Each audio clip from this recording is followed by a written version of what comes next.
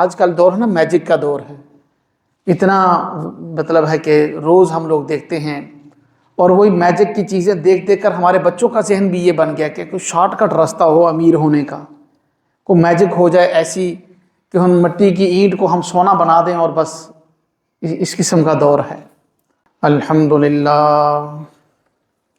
الحمدللہ وحدہ والصلاة والسلام علی من لا نبی بعدہ ولا معصوم بعدہ ولا رسول بعدہ ولا امت بعد امتہ ولا کتاب بعد کتابہ، نحمدہ ونصلی ونسلم علی رسولہ الکریم، اما بعد فاعوذ باللہ من الشیطان الرجیم، بسم اللہ الرحمن الرحیم، سبحان الذی اسری بعبدہ لیلا من المسجد الحرام الى المسجد الاقصى الذی بارکنا حولہ لنریہ من آیاتنا انہ هو السمیع البصیر۔ وقال النبی صلی اللہ علیہ وسلم، فضلت على الانبیاء بست اعطیت بجوامع الکلم ونصرت بالرعب وأحلت لي الغنائم وجعلت لي الأرض مسجدا وطهورا وأرسلت إلى الخلق كافة وختم بي النبيون، أو كما قال رسول الله صلى الله عليه وسلم، صدق الله مولانا العظيم وبلغنا رسوله النبي الكريم، ونحن على ذلك لمن الشاهدين والشاكرين والحمد لله رب العالمين۔ اللهم صل على محمد وعلى آل محمد كما صليت على إبراهيم وعلى آل إبراهيم إنك حميد مجيد، اللهم بارك على محمد وعلى آل محمد كما باركت على إبراهيم وعلى آل إبراهيم إنك حميد مجيد۔ لائق صد تکریم و تعظیم، واجب الاحترام، معزز و مکرم دوستوں اور بزرگوں، رجب المرجب کا مہینہ ہے، اور اس مہینے کی مشہور روایت کے مطابق 27 تاریخ کو نبی پاک صلی اللہ علیہ وسلم کا واقعہ معراج والا معجزہ پیش آیا۔ اسی حوالے سے انشاءاللہ 2-3 جمعے تو لگ جائیں گے کہ اس کو مختصراً مستند روایات سے جو واقعہ ہے اس کو انشاءاللہ بیان کریں گے۔ قرآن پاک نے اس کو بیان کیا ہے بڑی عظمت کے ساتھ، اور یہ بہت ضروری ہے، اس لیے کہ یہ جو وقت چل رہا ہے، جس دور میں ہم جی رہے ہیں، فتنے روز بروز جو ہے نا نئے نئے فطرے پھوٹ رہے ہیں، اور نئے نئے شر جو ہیں وہ نکل رہے ہیں، جو ڈائریکٹ ہمارے عقیدے کے اوپر جو ہے نا وہ ضربیں لگا رہے ہیں۔ ملحدین ہیں، جاہل لوگ ہیں، یا تو بات کو بہت زیادہ بڑھا دیتے ہیں یا اتنا گھٹا دیتے ہیں کہ بالکل انکار کر دیتے ہیں۔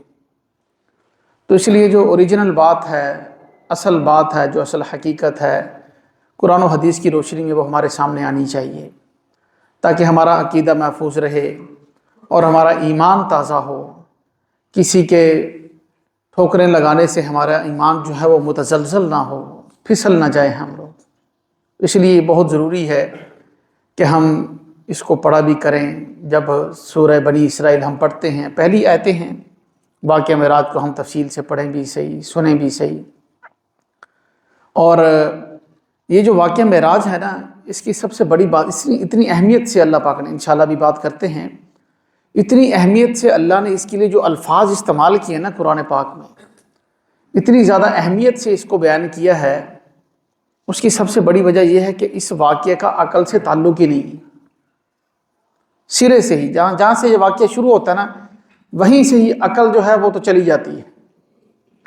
اس سے صاف معلوم ہوتا ہے کہ بھائی جو دین ہے نا وہ اللہ کی فرما برداری کا نام ہے، عقل کی فرما برداری کا نام نہیں، عقل کے تابع چلنے کا نام نہیں۔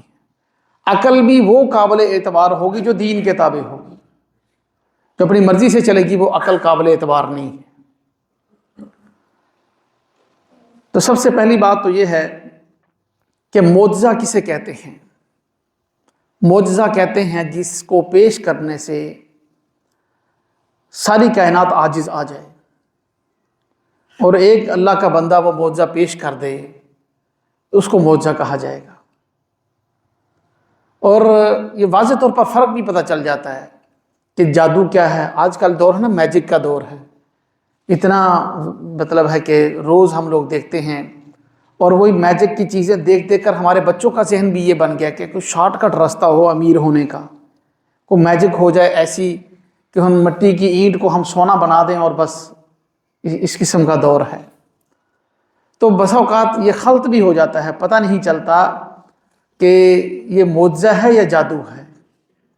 لیکن جب اللہ پاک کی طرف سے معجزے کا ظہور ہوتا ہے نا، تو اللہ پاک فرق کر دیتے ہیں حق اور باطل کے درمیان۔ جیسا کہ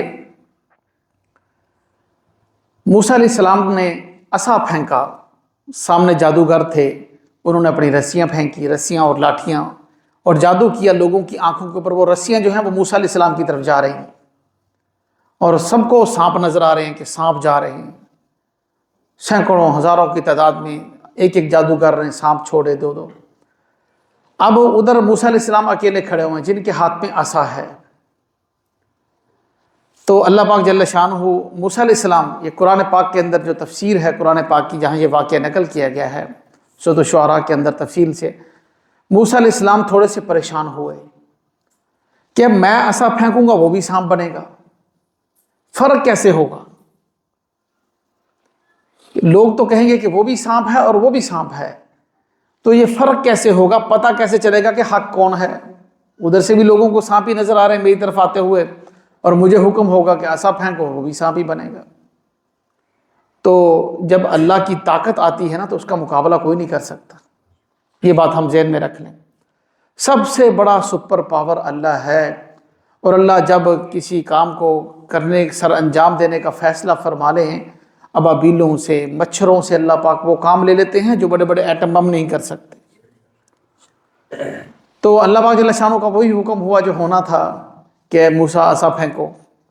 موسیٰ علیہ السلام نے عصا پھینکا تو وہ سانپ بن گیا۔ تفسیر ابن کثیر کے اندر لکھا ہے کہ جب اس نے منہ کھولا نا تو اس کے دو جبڑوں کے درمیان 4 میل کا فاصلہ تھا۔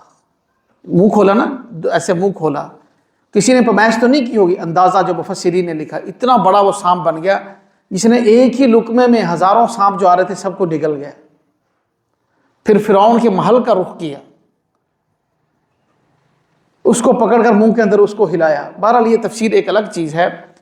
تو جب وہ سانپ جو موسیٰ علیہ السلام کی لاٹھی سے بنا، اس کا اثر جو ہے نا وہ دلوں کے اوپر ہوا۔ ان کے سانپوں کا اثر آنکھوں کے اوپر تھا، لوگوں کو سانپ نظر آ رہے تھے، لیکن جو موسیٰ علیہ السلام کی لاٹھی سے بنا ہوا سانپ تھا اللہ کے حکم سے، اس کا اثر دلوں پر ہوا، اور وہ قرآن پاک کے اندر ہے کہ سارے کے سارے جادوگر جو ہے وہ فوراً سجدے میں گر گئے، دلوں کے اوپر اثر ہوا۔ تو معجزہ جو ہوتا ہے وہ اپنے آپ کو بنوا لیتا ہے، حق اور سچ ہوتا ہے، اللہ پاک دلوں کے اندر اس کا رعب اور ہیبت ڈال دیتے ہیں، کیونکہ پیچھے اللہ کی طاقت اور قدرت کار فرما ہوتی ہے۔ ایک بات پہلے بھی ہم دہراتے رہتے ہیں، مذاکرے کے طور پر دوبارہ ہو جائے، کہ معجزے کے اندر نبی کا کوئی عمل دخل نہیں ہوتا، یہ بات ہم ذہن میں رکھ لیں۔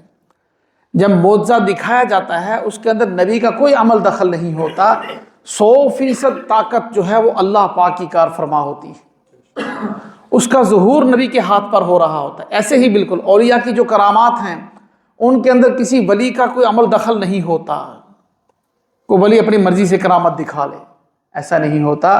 اس کے اندر بھی طاقت اللہ پاک کی کار فرما ہوتی ہے، کسی کی ہدایت کا سبب بنانے کے لیے اللہ پاک کسی اللہ کے اپنے نیک بندے کے ہاتھ پر کرامت کا ظہور فرما دیتے ہیں۔ صحابہ کرام، حضرت عمر بن خطاب رضی اللہ تعالیٰ عنہ کی کتنی کرامات جو ہیں وہ مشہور ہیں، کتابوں کے اندر موجود ہیں، صحیح سند کے ساتھ موجود ہیں۔ اور انبیاء کے معجزات تو قرآن پاک کے اندر بالکل واضح ہیں، پوری طاقت۔ بسا اوقات کبھی نبی کو پتہ بھی نہیں ہوتا کہ مجھ سے معجزہ ظاہر ہوگا، اس کی میں پہلے کئی مرتبہ مثال بھی دے چکا ہوں۔ اللہ پاک جل شانہ نے موسیٰ علیہ السلام کی تیاری کروا رہے ہیں کوہ طور پہ کہ ابھی جاؤ فرعون کے ساتھ تمہارا مقابلہ ہونا ہے۔ تب موسیٰ علیہ السلام کو پوچھا کہ وما تلک بیمینک یا موسیٰ، اے موسیٰ تمہارے ہاتھ میں کیا ہے؟ یعنی تسلی کروا رہے ہیں، کیونکہ یہ ہو سکتا ہے کہ موسیٰ علیہ السلام جلدی میں سانپ اٹھا لائے ہوں لاٹھی کی جگہ پر، ہو سکتا ہے نا، ذہن میں خیال آ سکتا ہے۔ کہا تسلی سے دیکھ لو تمہارے ہاتھ میں کیا ہے۔ موسیٰ علیہ السلام نے دیکھا اور فرمایا ہی عصای، یہ میری لاٹھی ہے، اتوکأ علیہا واحش بہا علی غنمی ولی فیہا مآرب اخری، میں اس پہ ٹیک لگاتا ہوں، اپنی بکریوں کے لیے پتے جھاڑتا ہوں، اور بہت سے کام جو ہے اس سے میں لیتا ہوں۔ تو اللہ پاک جل شانہ کا حکم ہوا کہ اس کو پھینکو۔ اس کو پھینکا فَإِذَا هِيَ حَيَّةٌ تَسْعَىٰ، حیا کہتے ہیں جو عام طور پر بڑے موٹے سانپ ہوتے ہیں نا، ایناکونڈا ایسے بڑے سانپ ہیں، وہ پھرتیلے نہیں ہوتے، اور یہ اس معجزے کی تاثیر تھی، بڑا بھی بہت تھا، پھرتیلا بھی بہت تھا۔ حَيَّةٌ تَسْعَىٰ، بہت بڑا سانپ بن گیا اور دوڑتا ہوا نظر آیا۔ قَالَ خُذْهَا، موسیٰ علیہ السلام ڈر گئے۔ اگر موسیٰ علیہ السلام کو پتا ہوتا کہ میرے ہاتھ میں یہ معجزہ ہے تو ان کو ڈرنے کی کیا ضرورت تھی؟ قَالَ خُذْهَا، اللہ پاک فرمانے پکڑو، لا تخف، اور ڈرو نہیں۔ اور جو ہے دوسری جگہ قرآن پاک میں فرمایا لا يخاف لدي المرسلون، میرے پاس رسول ڈرا نہیں کرتے، ڈرو نہیں۔ موسیٰ علیہ السلام نے دوبارہ پکڑا، وہ پھر لاٹھی بن گئی۔ تو بتانا مقصود تھا کہ کہیں وہاں جا کر نہ گھبرا جائیں آپ، فرعون کے سامنے اس کو معجزہ دکھائیں گے، یہیں پر پریکٹس کر لو۔ اس لیے موسیٰ علیہ السلام کو بھی پتہ نہیں تھا کہ میں ہاتھ میں معجزہ اٹھا کے پھر رہا ہوں، یہ تو اللہ پاک نے ان کو بتلایا کہ دیکھو تمہارے ہاتھ پہ معجزہ ہے۔ تو اس لیے بس اوقات نبی کو بھی نہیں پتا ہوتا۔ اللہ پاک جل شانہ نے تمام انبیاء کو معجزات عطا فرمائے، بے شمار معجزات عطا فرمائے، اور سب سے زیادہ ہمارے آقا مدنی کریم آمنہ کے در یتیم فخر موجودات سرور کائنات صلی اللہ علیہ وسلم کو سب سے زیادہ معجزات عطا فرمائے۔ کتابوں کے اندر موجود ہے کہ 3500 سے لے کر 4000 کے درمیان تعداد موجود ہے جو معجزات آپ صلی اللہ علیہ وسلم کے ظاہر ہوئے۔ آپ کی آنکھوں سے معجزات ظاہر ہوئے، کسی پر نظر پڑی اللہ نے اس کو ایمان کی توفیق دے دی، آپ کے لعاب سے، آپ کے ہاتھ مبارک سے، آپ کے جو ہے پاؤں مبارک سے، کہیں پاؤں لگے تو اللہ نے برکتیں وہاں پر ڈال دیں۔ تو ایسے ایسے معجزات ظاہر ہوئے جن کی تعداد سینکڑوں میں نہیں ہزاروں کے اندر موجود ہے۔ ان میں ایک بہت بڑا معجزہ جو ہے نا وہ معراج کا معجزہ بھی ہے۔ معراج عروج سے ہے، عروج کا معنی بلندی عطا کرنا۔ تو اب نبی پاک صلی اللہ علیہ وسلم کو اللہ پاک نے ایسی بلندی عطا کی جو کسی اور کو عطا نہیں۔ اب یہ جو ہے نا معراج دوسرے نبیوں کو بھی ہوا، یہ بات ذہن میں رکھ لیں، لیکن فرق ہے، باقی نبیوں کا معراج زمین پر ہوا، یعنی بلندی ان کو بھی ملی۔ ہم معراج کا وہی معنی لے رہے ہیں نا عروج والا، کہ بلندی ان کو بھی ملی لیکن زمین پر ملی، اور ہمارے نبی پاک صلی اللہ علیہ وسلم کو معراج ہوا، وہ بلندی آسمانوں کی ملی۔ اللہ نے عرشوں پہ بلایا، اپنے پاس بلایا، ساتوں آسمانوں کے اوپر بلایا۔ اور اس کے ساتھ ساتھ باقی انبیاء کے معراج میں اور نبی پاک صلی اللہ علیہ وسلم کے معراج میں ایک اور بڑا فرق ہے کہ باقی نبیوں کا جو معراج تھا نا وہ بشکل امتحان ہوا، امتحان کی صورت بنی۔ ابراہیم علیہ السلام کا امتحان آگ میں ہوا، اور نوح علیہ السلام کا طوفان میں ہوا، اور آدم علیہ السلام زمین پر تشریف لائے اور میدان عرفات میں جا کر ملاقات ہوئی۔ کتنا بڑا امتحان تھا، اور ان سب امتحانات کے اندر نبیوں کو بلندی ملتی رہی، عروج ملتا رہا، معراج ملتا رہا۔ موسیٰ علیہ السلام جو ہیں دریائے نیل سے گزر رہے ہیں، اسماعیل علیہ السلام چھری کے نیچے ہیں، زکریا علیہ السلام آرے کے نیچے کٹ رہے ہیں، سب کو بلندیاں مل رہی ہیں، لیکن وہ ساری کی ساری معراج ہیں، عروج ہیں، زمین پر ہیں، بشکل امتحان ہیں۔ اور ہمارے آقا مدنی کریم صلی اللہ علیہ وسلم کو جو معراج نصیب ہوا وہ بشکل انعام ہوا، اللہ نے انعام دیا، مشقتیں برداشت کر لی۔ صحیح سند کے ساتھ احادیث کی کتابوں میں موجود ہے، نبی پاک صلی اللہ علیہ وسلم کی انتھک محنت تھی، دن رات کی محنت تھی، دن کو بھی لوگوں کے پیچھے مارے مارے پھرتے، مشقتیں برداشت کرتے، تکلیفیں برداشت کرتے، اور ساری رات بھی محنت تھی، اللہ کے سامنے کھڑے ہوتے، یا ربی امتی یا ربی امتی، یا اللہ میری امت میری امت۔ جن کے پاس دن کو ملاقاتیں کی ہوتی، رات کو ان کا نام لے لے کر دعائیں کرتے، یا اللہ ان کو ہدایت عطا فرما۔ دن رات کی محنت تھی، اور اتنی جو ہے انتھک محنت کے بعد 10-11 سال گزرے ہیں، اور جو بہت بڑے دو سہارے تھے آپ صلی اللہ علیہ وسلم کے ظاہری طور پر، حقیقی سہارا تو اللہ پاک کا سہارا ہے۔ ایک آپ کی زوجہ محترمہ، تمام مومنوں کی ماں، ہم سب کی ماں حضرت خدیجہ الکبریٰ رضی اللہ تعالی عنہا، ان کا انتقال ہو گیا وہ وفات پا گئی۔ اور ساتھ دوسرا جو ہے بہت بڑے آپ صلی اللہ علیہ وسلم کے سب سے بڑے سپورٹر جو تھے، سب سے بڑے جو ہے تعاون کرنے والے، ہر معاملے میں آپ کا ساتھ دینے والے آپ صلی اللہ علیہ وسلم کے چچا جناب ابو طالب، ان کا انتقال ہو گیا۔ تو آپ صلی اللہ علیہ وسلم ان صدمات سے دو چار ہیں، اور مسلسل محنت ہے 10-11 سال کی، اور چند ایک مسلمان ہوئے ہیں۔ سوچا کہ چلو طائف کی بستی قریب ہے، ان کے پاس جاتے ہیں، ان کو جا کر جو ہے نا وہ دین کی بات کرتے ہیں۔ طائف کے سرداروں سے ملے، انہوں نے کوئی جواب نہ دیا، نہ مسلمان ہوئے، بلکہ اب پیچھے جو ہے وہ شریر لڑکوں کو لگا دیا۔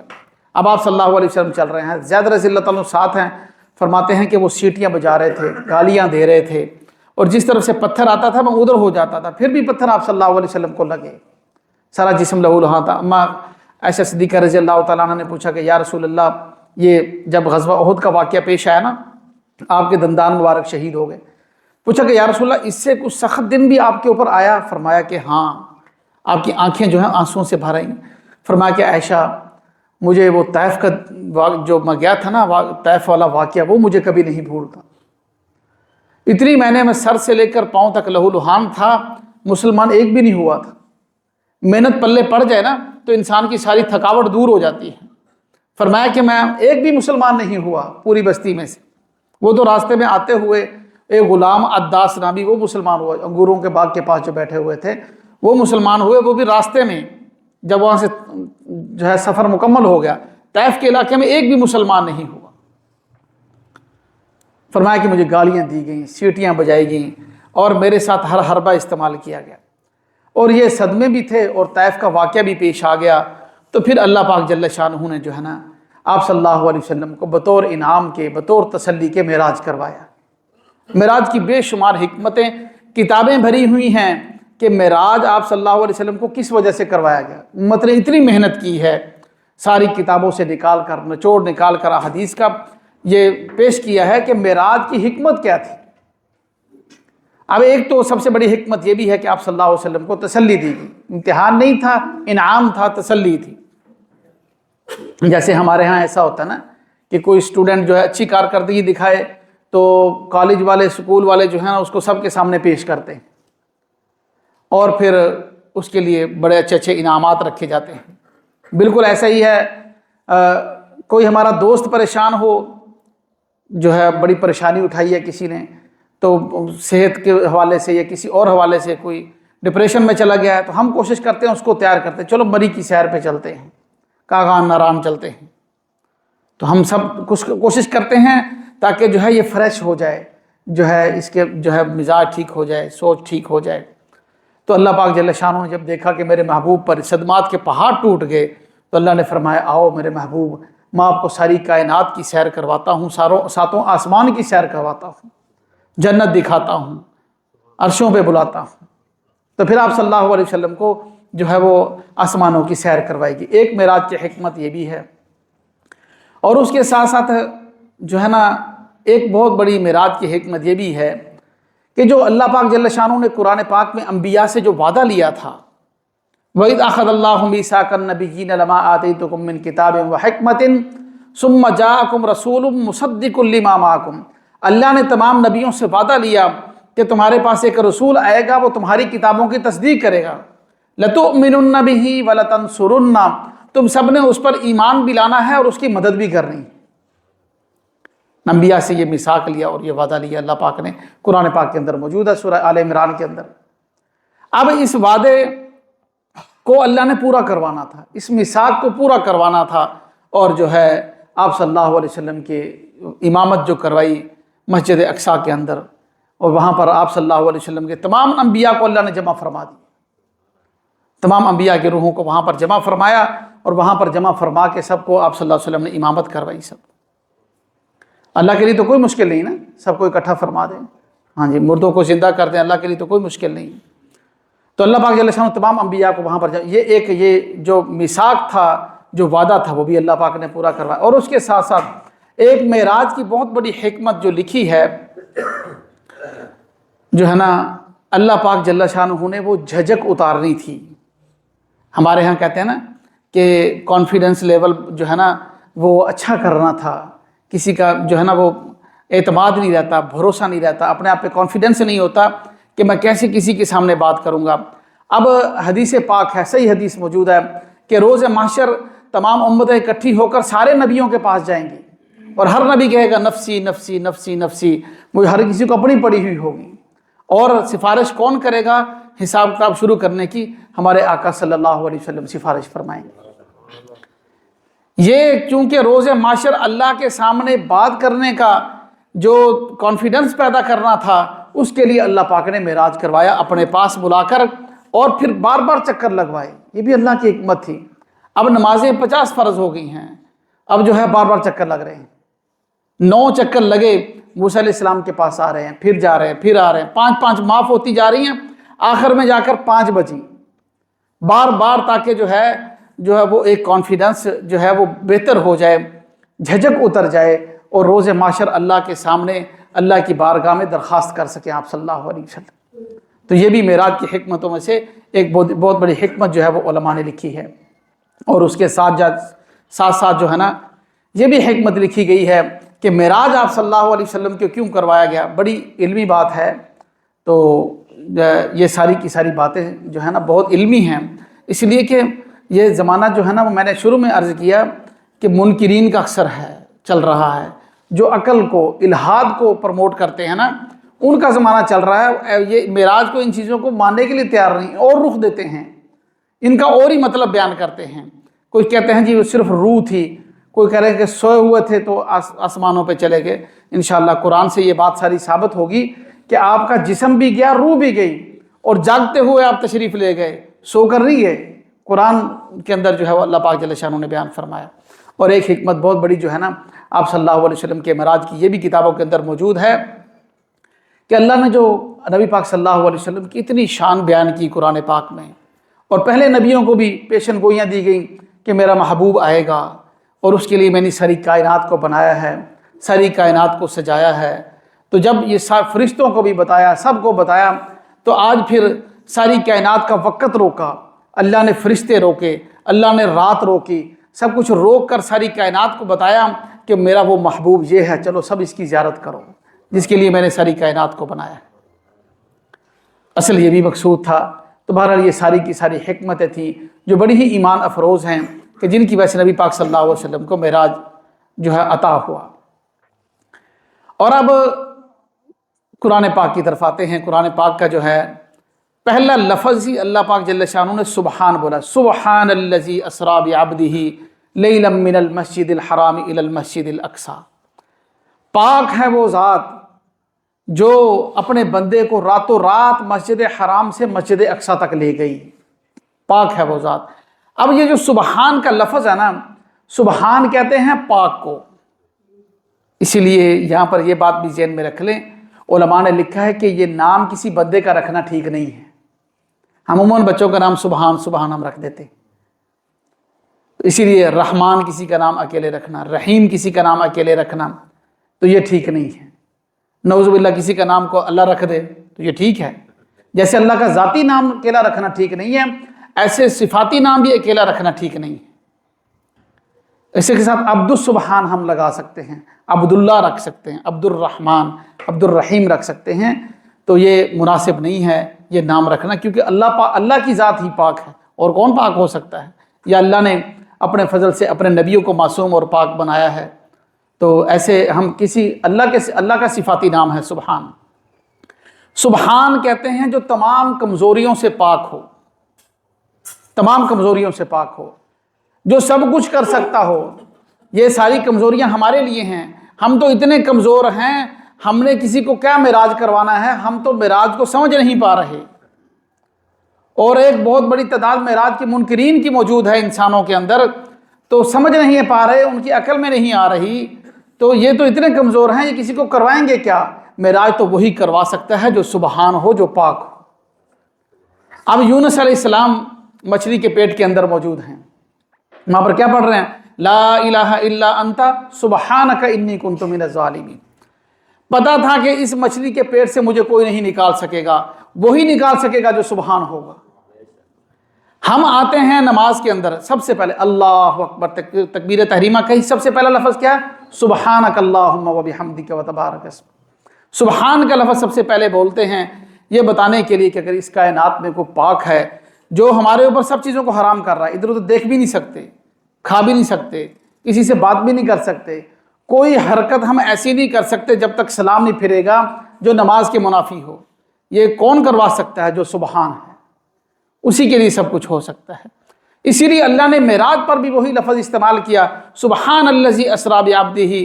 تم کون ہوتے ہو میرے نبی کے معراج پر اعتراض کرنے والے؟ میں سبحان ہوں، میں تمام کمزوریوں سے پاک ہوں، میں معراج کروا رہا ہوں، تم کون ہوتے ہو اعتراض کرنے والے؟ سبحان کا لفظ استعمال کیا، سبحان الذی۔ اور اسرا کا معنی ہوتا ہے جو لے گیا۔ یہ تو نبی پاک صلی اللہ علیہ وسلم خود کہیں نا کہ میں خود گیا، ہم تو نبی کے غلام ہیں، نبی کے دیوانے ہیں، ہمیں تو ہمارا نبی یہ خود کہہ دے نا کہ میں خود گیا تو ہم تو پھر بھی مان لیں گے، لیکن اللہ نے وہ لفظ استعمال نہیں کیا۔ اللہ پاک جل شانہ نے کیا فرمایا کہ اسرا، کہ میں لے کر گیا ہوں، وہ اللہ خود لے کر گیا جو سبحان ہے، بعبدہ، اور اپنے بندے کو لے کر گیا۔ عبد کا لفظ جو ہے نا روح اور جسم دونوں کے لیے بولا جاتا ہے۔ جو لوگ جسمانی معراج کا انکار کرتے ہیں وہ سمجھ لیں اس بات کو کہ آپ صلی اللہ علیہ وسلم کا معراج جو ہے وہ جسمانی ہوا تھا۔ بندہ جو ہے نا عبد، وہ اکیلی روح کو نہیں کہتے، بندہ اسی وقت بنتا ہے جب جسم بھی ساتھ ہوگا، روح بھی ساتھ ہوگی۔ اور آپ صلی اللہ علیہ وسلم کو یہ بات لفظ بھی پسند تھا۔ دیکھیں کتنی بلندیوں پہ آپ صلی اللہ علیہ وسلم جا رہے ہیں۔ ہمیں تھوڑی سی کوئی 4 پیسے آ جائے نا، تھوڑا سا کوئی عہدہ مل جائے تو ہمارے لیے تو بڑا مشکل ہو جاتا ہے اس کو ہضم کرنا، بہت مشکل ہوتا ہے، تکبر، غرور، یہ چیزیں آ جاتی ہیں۔ اور آپ صلی اللہ علیہ وسلم کو یہ پسند تھا کہ میں عبد ہی رہوں، اللہ کا بندہ ہی رہوں۔ مسلم شریف میں بھی حدیث ہے، بخاری شریف میں بھی حدیث ہے، کسی نے سوال کیا کہ یا رسول اللہ آپ روزانہ 100 مرتبہ استغفار کرتے ہیں۔ ایک حدیث میں مسلم شریف میں ایک صحابی نے سوال کیا یا رسول اللہ آپ روزانہ 70 مرتبہ استغفار کرتے ہیں، آپ تو بخشے بخشائے ہیں، معصوم ہیں، آپ کو کیا ضرورت ہے؟ فرمایا افلا اکون عبدا شکورا، عبد کا لفظ استعمال فرمایا، افلا اکون عبدا شکورا، کیا میں اللہ کا شکر گزار بندہ نہ بنوں؟ آپ کو اپنے لیے عبد ہی پسند تھا۔ اشہد ان لا الہ الا اللہ واشہد ان محمدا عبدہ ورسولہ، ہم پڑھتے ہیں۔ عبد کا لفظ نبی پاک صلی اللہ علیہ وسلم کو پسند تھا۔ اللہ جتنی ترقی دے، جتنی دولت دے، جتنے عہدے دے، کسی کو اللہ پاک تہجد کی توفیق دے، اس دین کے معاملے میں ترقی دے، تو ہر کچھ بھی ہو، کہاں بھی چلا جائے، وہ عبد بن کر رہے، تو وہ نبی پاک صلی اللہ علیہ وسلم کے راستے پر ہے، اللہ کو پسند ہے۔ اللہ نے اتنا اونچا معراج کروایا، 7 آسمانوں سے اوپر بلایا، پھر بھی فرمایا سبحان الذی اسری بعبدہ، بندے بن کر رہو، یہ ہمیں تعلیم دی گئی ہے۔ اس لیلاً، یہ آگے تفصیل پھر لمبی ہو جائے گی کہ رات کے وقت معراج ہوا، رات کو لیلاً، رات کے وقت معراج ہوا، اس کی بھی تفصیل ہے۔ ایک ایک لفظ سے یہ بات ثابت ہے کہ جو نبی پاک صلی اللہ علیہ وسلم کو معراج والا معجزہ عطا کیا گیا نا، وہ آپ اسی جسم کے ساتھ، اسی روح کے ساتھ، انہی کپڑوں کے ساتھ، اسی طریقے سے آپ صلی اللہ علیہ وسلم جو ہے 7 آسمانوں کے اوپر تشریف لے کر گئے۔ یہ اس بات کا یقین رکھنا بہت ضروری ہے۔ یہ وقت کو ضروری نہیں ہے، 27 رجب مشہور تاریخ ہے، اور مہینوں میں بھی بہت سی جو ہے روایات موجود ہیں، کسی اور مہینے میں تاریخ، یہ اس کی کوئی خاص عبادت نہیں ہے، کچھ ایسی چیز نہیں ہے، لیکن اتنی بات ضرور ہے کہ اس کے اوپر یقین رکھنا ضروری ہے۔ جو اس کا کوئی جسمانی معراج کا انکار کرے گا وہ قرآن کی آیت کا انکار کرے گا۔ آپ صلی اللہ علیہ وسلم کو جسمانی معراج ہوا، روح مع الجسم، آپ جو ہے آسمانوں پر جو ہے وہ تشریف لے گئے، اللہ کے قرب میں تشریف لے گئے۔ اللہ پاک ہم سب کو کامل یقین نصیب فرمائے۔ سنتے پڑھنے میں جن بھائیوں نے